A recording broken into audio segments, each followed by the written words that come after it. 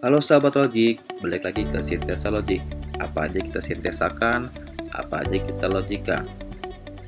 Saat ini banyak korporasi yang tengah lakukan restrukturisasi untuk beradaptasi dengan dinamisme bisnis yang disebabkan badainya COVID-19 yang menciptakan situasi yang tidak terprediksi. Pada era situasi ini, memaksakan korporasi menjadi mature, baik perusahaan lama maupun baru, sehingga restruktur organisasi tidak terhindarkan. Misalnya berbagai posisi direktur mulai diperlukan, seperti direktur untuk teknologi, untuk merangsang pembentukan teknologi, direktur HCM Human Capital Management untuk melihat kinerja karyawan, menganalisa perilaku organisasi agar tercipta produktivitas karyawan maksimal. Lalu ada lagi Chief Analyst Officer yang bertanggung jawab pada data dan menginterpretasikan ke dalam strategi perusahaan. Lalu ada satu lagi nih, sahabat Ojik, Chief Customer Experience yang selalu mendengar dari sisi konsumen. Namun, hal tersebut bukan hanya disadari dari financial statement saja, namun harus menggali dari hambatan organisasi untuk tumbuh. Apakah sebenarnya perusahaan tersebut dalam fase pertumbuhan atau dalam fase mature dan stagnan? Tentu ini membutuhkan kepemimpinan perusahaan yang berbeda pula di masing-masing fasenya. Dalam hal ini, kita akan menyajikan 3 jenis perubahan organisasi ketika akan menempatkan seseorang dalam suatu jabatan atau menciptakan jabatan baru. 1. Kita namakan from functional expertise to emotional motivation.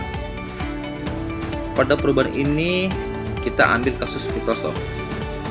Perusahaan Microsoft telah memiliki inovasi lebih dari 20 tahun, sehingga terlalu nyaman dan stagnan. Mereka diserang dengan perusahaan teknologi yang baru di zamannya, seperti Apple, Google, lalu dan lain-lain. Apa yang dilakukan oleh Microsoft? Mereka ganti CEO-nya, yang sebelumnya dijabat oleh Steve Ballmer dengan CEO yang baru yaitu Satya Nadella. Ketika Satya diangkat menjadi CEO yang baru, dia tidak menganut visi pendahulunya. Jika Bill Gates pendirinya memiliki misi Microsoft in Every Computer, Satya lebih memfokuskan pada empowerment sebagai tema misinya. Jadi, kalau Bill Gates lebih kepada teknologi, kalau Satya lebih kepada budayanya, lebih kepada HR-nya. Satya memfokuskan pada penciptaan budaya perusahaan, bukan pada inovasi teknologi yang dapat mengeluarkan produk terbaik atau functional expertise. Kita tahu, setiap karyawan, setiap staff, setiap tim yang tergabung dalam Microsoft tentu orang-orang yang memiliki intelektual tinggi di bidang teknologi.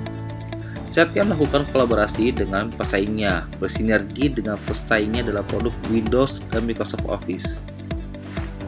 Dari pengalaman dari Microsoft, ketika pertumbuhan perusahaan Anda mengalami stagnan, yang ada dalam benak Anda adalah jangan-jangan karyawan Anda sudah terlalu nyaman dengan business as usual, seperti yang Satya lakukan. Anda dapat mengganti budaya perusahaan dengan mencari seorang leader yang tidak terlalu kuat di hard skill, namun sangat kompeten di soft skill.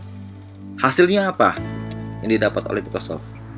Di bawah kepemimpinan Satya berhasil membuat market value meningkat tajam dengan harga saham lebih tinggi dari masa jabatan Bill Gates. 2. From high growth to consistency growth. Pada perubahan ini biasa terjadi pada perusahaan yang tumbuh secara konsisten di angka yang sama. Hal yang perlu dilakukan adalah tumbuh secara eksponensial yang sangat tajam atau signifikan. Untuk mencapai triple digit 100% per tahun, seorang leader berjiwa entrepreneur sangat dibutuhkan. Dalam hal ini posisi direktur teknologi perlu dibutuhkan, atau bahasa kerennya itu Chief Technology Officer atau CTO Anda butuhkan. Namun yang perlu diingat, Anda harus memberinya ruang gerak untuk berinovasi. Kita ambil contoh Google yang terus motivasi karyawannya untuk berinovasi setiap minggunya.